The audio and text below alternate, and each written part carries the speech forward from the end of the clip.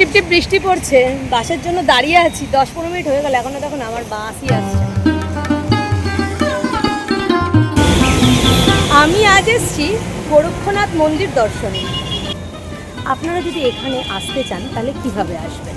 গোরক্ষনাথ মন্দিরে আসতে হলে হাওড়া থেকে L238 বা তেঘরিয়া মিনি, শিয়ালদা থেকে DN17 বা 45 নম্বর বাসে, আর স্নানের থেকে 46 নম্বর বাসে, উল্টোডাঙ্গা থেকে VIP রোড দিয়ে এয়ারপোর্টগামী যে কোনো বাসে উঠে পড়ুন, নামুন তেঘরিয়া স্টপেজে। সেখান থেকে পশ্চিম দিকে হেঁটে বা রিক্সায় পৌঁছে যেতে পারেন গোরক্ষনাথ মন্দির। এখান থেকে গোরক্ষনাথ মন্দির কত ভাড়া? 10 টাকা। 10 টাকা? হ্যাঁ। ওকে, চলুন তাহলে যাওয়া যাক। কতক্ষণ রাস্তা? কতক্ষণ? 10 মিনিট? এখানে 5 মিনিট 7 মিনিট পারে তো। রাস্তা খারাপ। রাস্তা খারাপ? হ্যাঁ, মধ্যে তো আমার গাড়ি রকেট সার্ভিস। আপনার গাড়ি রকেট গাড়ি? হ্যাঁ, এই যে দেখছেন না, দাঁড়াবে না, ব্রেক মারবো না আমি। হ্যাঁ, আপনি কোথায় বসেছেন? কোথায় আর বসবো বলুন? আপনার রকেটের মাথার উপরে। এবার দেখুন, ওনার টোটো গাড়ি নাকি রকেট গাড়ি দেখুন আমাদের না। হু হু করে নিয়ে চলে যাচ্ছে। হ্যাঁ, মন্দিরের সামনে এসে গেছি, এই গেটের মধ্যে দিয়ে প্রবেশ করব। উত্তর 24 পরগনার বাগুইহাটি থানার থেকে কিছু দূরে অর্জুনপুরে অবস্থিত এই গোরক্ষনাথের মন্দির। অর্জুনপুর নাম নিয়ে অনেক কিংবদন্তি শোনা যায়। প্রথমত বলি, অর্জুনপুর গ্রামটি ছিল খাণ্ডব। মহাভারতে বর্ণিত অর্জুন এই খাণ্ডব ব্রণ দহন করার পর গ্রামের নাম হয় অর্জুনপুর। তারপর আরও শোনা যায়, বহু বছর আগে স্থানটি ছিল জঙ্গলাবৃত সুন্দরবনের অংশ। তখন এই স্থান ছিল অসংখ্য অর্জুন গাছে পূর্ণ। পাশ দিয়ে বয়ে যেত বিদ্যাধরী নদী। এই নদীপথে ব্যবসায়ীরা এই গ্রামের পাশ দিয়ে যাতায়াতের সময় অর্জুন গাছের নিচে বসে নাকি বিশ্রাম করত। তাদের মুখে মুখে স্থানটি অর্জুনপুর নামে পরিচিত হয়ে ওঠে। ওই যে পুকুরটা, ওখানে প্রচুর মাছ আছে। আমরা সাধারণত মাছ বলতে যেটা বুঝি, এটা কিন্তু ঠিক সেরকম না। বলা যেতে পারে one kind of giant fish. দেখা যাবে কিনা এখন আমি যাইনি পুকুরটার পাশে, যাবো, গিয়ে দেখবো, আর যদি দেখতে পাই তোমাদের তো অবশ্যই দেখাবো। চলো আগে পুকুরটার পাশে যাবো। এই যে পুকুরে মাছ আছে না, এই মাছকে নিয়েও অনেক হিস্ট্রি আছে, বলবো তোমাদের। আমাদের এই পুকুরটার মধ্যে অনেক মাছ আছে, যে মাছের যে মাছই মরবে এখানে সমাধি হয়। মাছের ওজন কিরকম আছে বলুন তো? আমি শুনেছি যে অনেক বড় বড় মাছের মাছ ওজন আছে। বলতে প্রায় আমার সমান, 50 কেজি 60 কেজি এরকম। কানে সোনার দুল পরানো, মানে দেখাও মাথায় যায় কি টিকতে, অত বড় মাছ নিঃসন্দেহে গুলো? সকাল নাকে সোনার নাকে দুল পরা, কানের দুল পরা, টিকলি পরানো, আচ্ছা। সোনার জিনিস পরানো। আর যে কোনো মাছই যদি মারা যায় এখানে, তো সেই মাছ সবই সমাধি হবে। গঙ্গাসাগর মেলায় কপিল মুনির আশ্রম আছে, এটা আমরা অনেকেই জানি। কিন্তু এইখানে এই গোরক্ষনাথ মন্দিরে কপিল মুনি কয়েকশো বছর আগে সাধনা করতেন। পরবর্তীকালে কপিল মুনি গোরক্ষনাথের অনুরোধে এই স্থান ত্যাগ করে গঙ্গাসাগরে চলে যান, আর এখানে গোরক্ষনাথের মন্দির নির্মাণ করেন হরিয়ানা থেকে আগত নাথ সম্প্রদায়ের লোকেরা। সাদা শ্বেতপাথরের মূর্তিটি হলো কপিল মুনির মূর্তি, পাশেই রয়েছেন রাধাকৃষ্ণ। এই আশ্রমে প্রতি বছর মাঘী পূর্ণিমায় সমারোহ করে গোরক্ষনাথের বার্ষিক উৎসব অনুষ্ঠিত হয়। পৌষ মাসে এই আশ্রমে সাধু সন্ন্যাসীর সমাগম ঘটে। পৌষ সংক্রান্তিতে সাগর মেলা যাওয়ার পথে ভারতের বিভিন্ন স্থান থেকে অনেক সাধু সন্ন্যাসীরা এখানে আসেন এবং কয়েকদিন অতিবাহিত করেন। স্থানীয় হিন্দু সম্প্রদায়ের কাছে অত্যন্ত পবিত্র এই স্থানে নাথ আশ্রম সহ একাধিক মন্দির আছে। এবার তাহলে চলুন এক এক করে সমস্ত মন্দির দর্শন করে ফেলি। গোরক্ষনাথ মন্দিরের ডান দিকেই রয়েছে মা কালীর মন্দির। তার পাশেই দেখতে পাবেন দারুণ সুন্দর ভৈরবনাথের বিগ্রহ।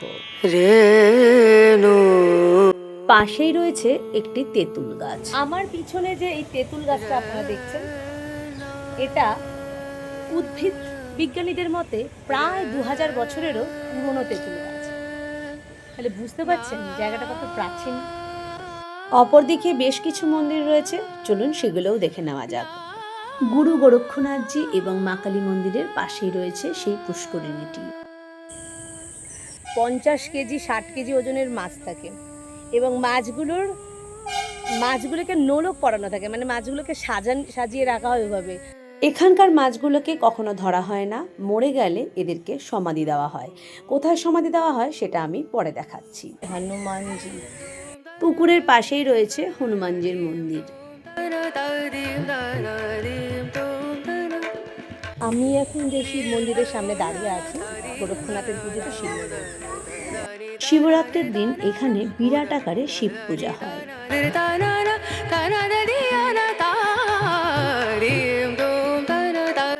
পরপর এখানে অনেকগুলো মন্দির আছে। কালী মন্দির, সেটা তো আপনাদের দেখালাম। এখানে আবার রয়েছে বিষ্ণু মন্দির।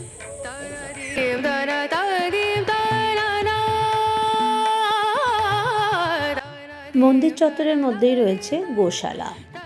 এখানে অনেকগুলো গরু রয়েছে। এই যে এই বোন খাওয়াচ্ছে একটু।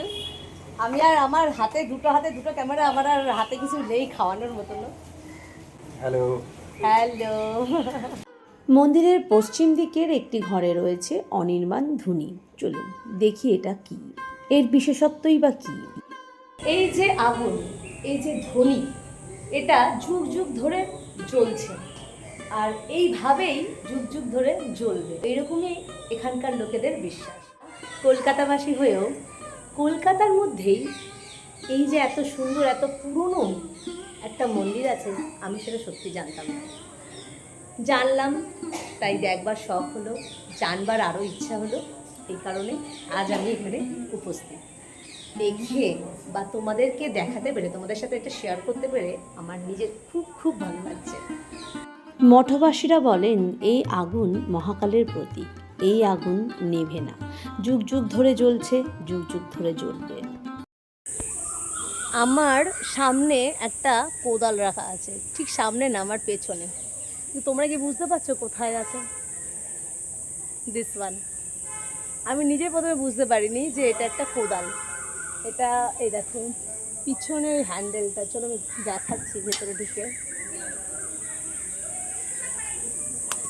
এই যে এবার আই থিঙ্ক বুঝতে পারছো, এই যে কোদাল, এটা একটা বিশাল টাইপের কোদাল। এটা ওই যে পুকুরটা আছে না, ওই যে ওই পুকুরটা, যে পুকুরটা আমি দেখালাম মাছগুলো, সেই পুকুরে পাওয়া গিয়েছিল।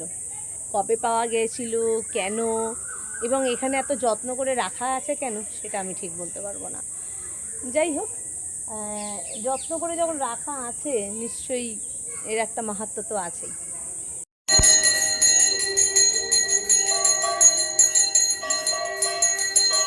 কিছুক্ষণ আগেও এই কোদালের মাহাত্ম্যটা জানছিলাম না, মানে জানা ছিল না আমার, এখন আমি জানতে পেরে গেছি। এই মন্দিরেরই একজন সদস্যের কাছ থেকে জানতে পারলাম যে এই রকমই কোদাল দিয়ে নাকি এই পুকুরটা কাটা হয়েছিল। তাহলে তখনকার দিনে কীরকম সুপুরুষ ব্যক্তি ছিল যারা কিনা এইরকম একটা বিশাল কোদাল দিয়ে পুকুর কেটেছে। তো তারই একটা কোদাল এখানে রাখা রয়েছে। আপনারা এটা অবশ্যই জেনে নিন যে মন্দিরটি সকাল 5টা থেকে দুপুর 12টা পর্যন্ত এবং বিকেল 3টে থেকে রাত 8টা পর্যন্ত খোলা থাকে। মন্দির চত্বরের বাগানের মধ্যে অনেকগুলি সমাধি আছে। লাল রঙের বড় বড় সমাধিগুলি যোগীদের সমাধি, আর ছোট ছোট সমাধিগুলি মাছেদের। খাগনাথ বাবার সমাধি, যিনি ধ্যানরত অবস্থায় স্ব ইচ্ছায় এখানে সমাধিস্থ হয়েছেন। এটা বহু পুরনো, বহু পুরনো, তার কোনো ছবিও নেই। এতই পুরনো যে তখন কোনো ছবির প্রথা ছিলই না। সন্ধে হয়েছে এখন,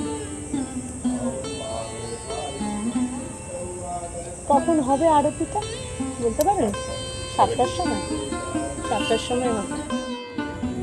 সন্ধে হয়ে গেছে, মন্দিরের চত্বরেই রয়েছি এখন আমরা। তো ইচ্ছা আছে তো আরতিটা দেখেই যাব। মন্দিরের পিছনটায় এসছি, ওই যে মন্দির। আরে হাতটা ঠিক মতো যায় না কেন? হ্যাঁ, ওই যে মন্দিরটা, ওই যে ওখানে। আর আমরা একটু মন্দিরের ব্যাক সাইডটা এসছি। পিছনটা কত দূর, কতটা জমি, 60 থেকে 70 বিঘা মতো জমি আছে এই মন্দির চত্বরের মধ্যে।